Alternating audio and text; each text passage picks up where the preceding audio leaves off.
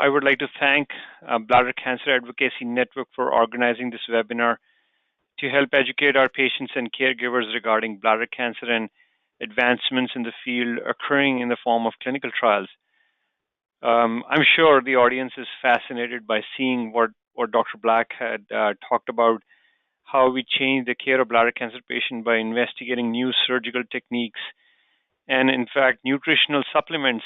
And I have so many patients in my clinic who ask for a variety of supplements that they want to take to help their cancer treatment.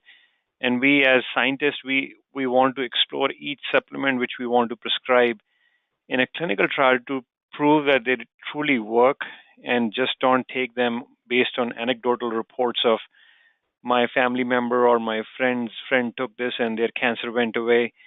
So everything which we practice in our clinics when we treat patients with cancer is based on hard data, based on these clinical trials. You saw that Dr. Black showed that even extending the lymph nodes from deep pelvis to just another level up in the pelvis, it is based on hundreds of patients enrolled on a trial, and then they'll figure it out over many years after following these patients to see if it truly makes a difference in survival. So it is not based on what a surgeon or a physician feel about a patient. It is every decision we take is based on these clinical trials, and that's the main idea or driving force behind BCAN's initiative to tell patients that they should look for trials for their treatment and how critical they are in advancing this field. So my presentation is going to give you a glimpse on the medical side of the treatment of this disease. What new medications or combinations we are investigating to better control the cancer or even possibly achieve long-term remission or cure. As Dr. Black mentioned regarding the treatment of bladder cancer, the standard of care is chemotherapy and then having your bladder removed. But in many patients, it may not be possible. Patients may not be a good candidate for surgery, or patient may just refuse to have their bladder removed. And in situations like this, or in a very select group of patients, alternative strategies like combining chemotherapy and radiation may be an option.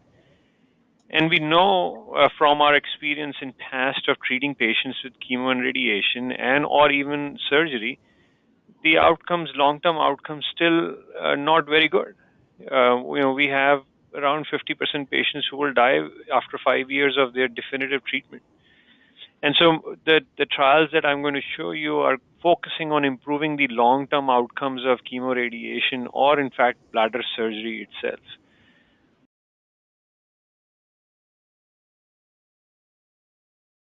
So this is one such trial which is opening this fall, which is investigating chemoradiation combined with immunotherapy. The drug name of the immunotherapy is atezolizumab. This drug is already approved for treatment of bladder cancer.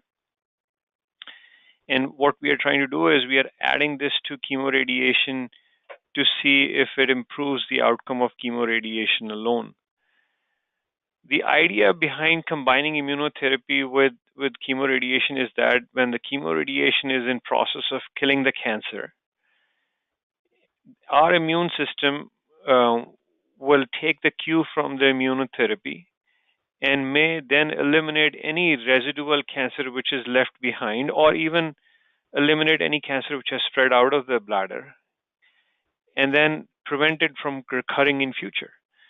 And so this study will enroll over 450 patients. Half of the patients will get the standard treatment, which is chemoradiation.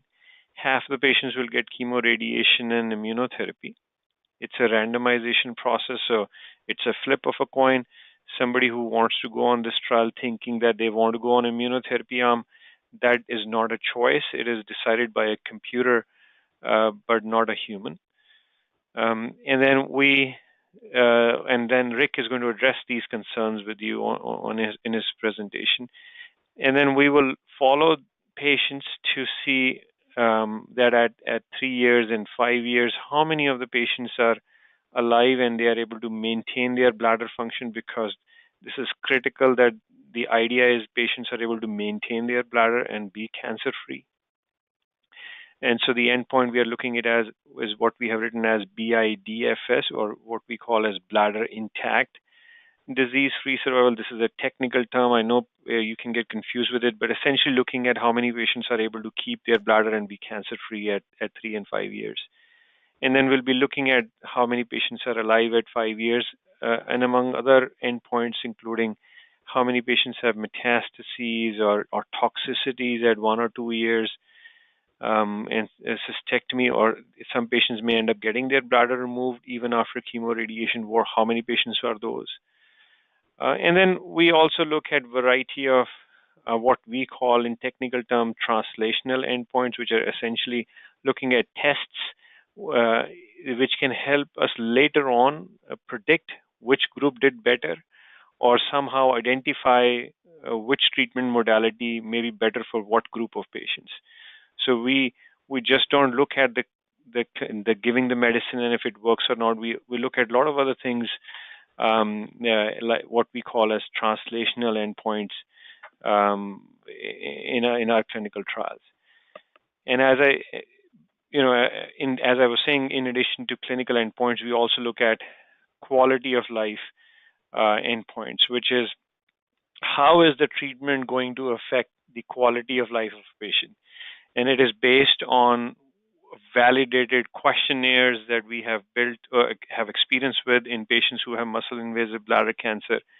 And then we look at the component of fatigue coming from the treatment, and also overall health state of a patient. So these are a set of questionnaires which we'll be giving to all the patients going on to this trial. And we'll assess it after one year and see what's the difference in the quality of life of patients who got immunotherapy versus who got chemoradiation alone. And this kind of data, it tells us what's the burden of the treatment we are adding to the patient's quality. Is it worth doing this if we are having, is it justifiable that the chemotherapy or the treatment we are doing if we are adding too much toxicity? And so many patients ask me, if the immunotherapy is so good, why do we have to do a clinical trial? Why can't we just add immunotherapy to the treatment mix?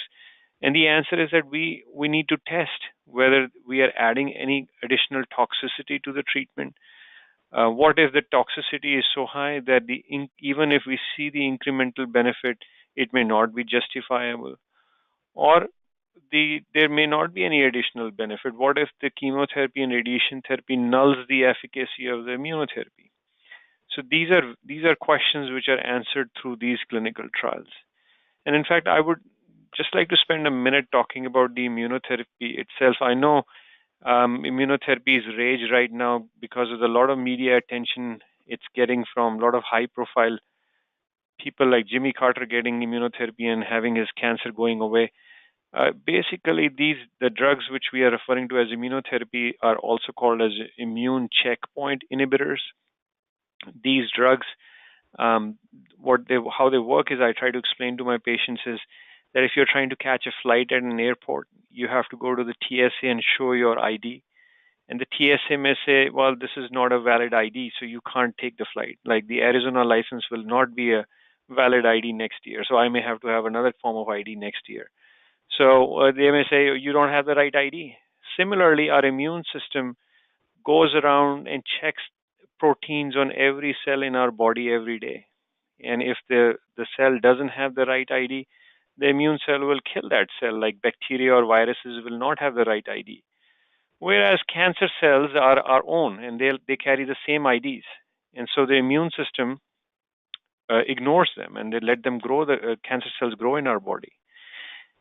But if somehow we are able to cover these IDs by giving medications like these, when the next time around the immune cell will go to the cancer cell, they'll not be able to see the right ID, and then they may choose to kill the cancer cell.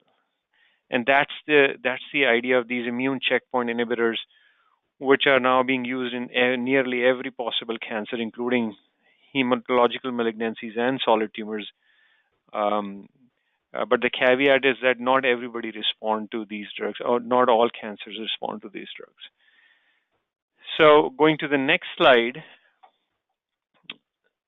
this is another trial, as I said before, when patients get their bladder removed for bladder cancer, many of them will have their cancer recur after a year, 2 years, or 3 years.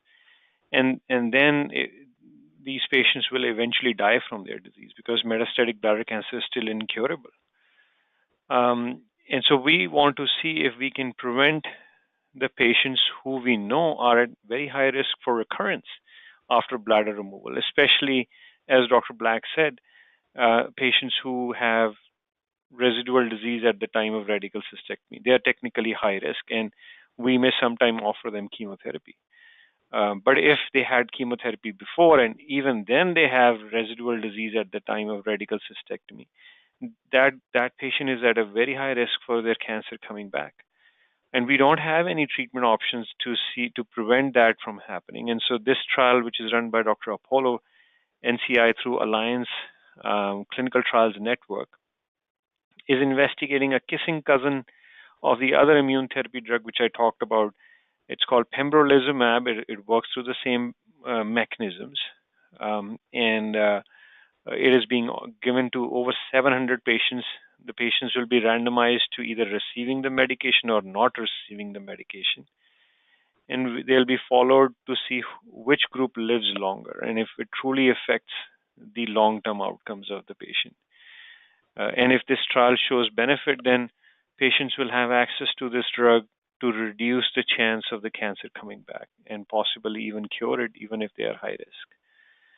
And so, I'll end my presentation here, but my goal was to give you a sense of how we are advancing the field of bladder cancer treatment in making the treatments better, and also trying to see if we can add on to the other treatments like surgery and radiation and advance the field.